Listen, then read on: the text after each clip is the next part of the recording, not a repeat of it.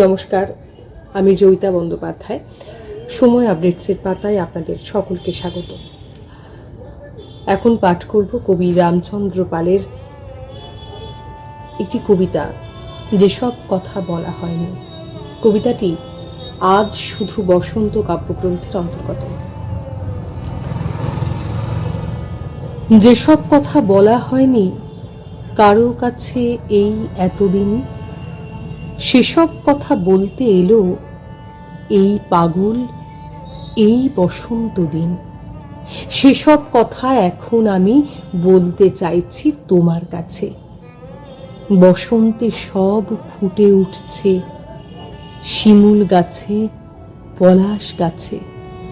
বলার চেষ্টা করতে করতে যখন আমি থাকবো না আর, এই বসন্ত থাকবে সেদিন সেই অপূর্ণ সব হাহাকার।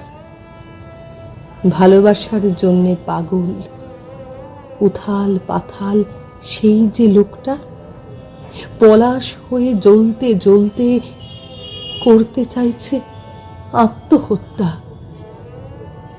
পলাশ মূলে বিছিয়ে রাখা ছড়ানো সুইসাইড নোটে কে কে দায়ী লিখেছে সব, নাম লিখেছে একটি মোটে।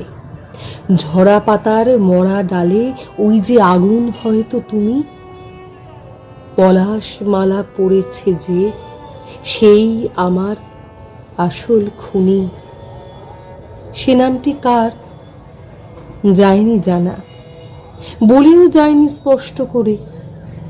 পলাশ কেবল ঝরে যাচ্ছে একটি করে একটি করে।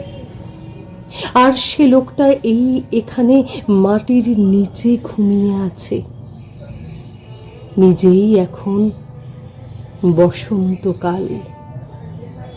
ফুল ফোটাচ্ছে পলাশ গাছে।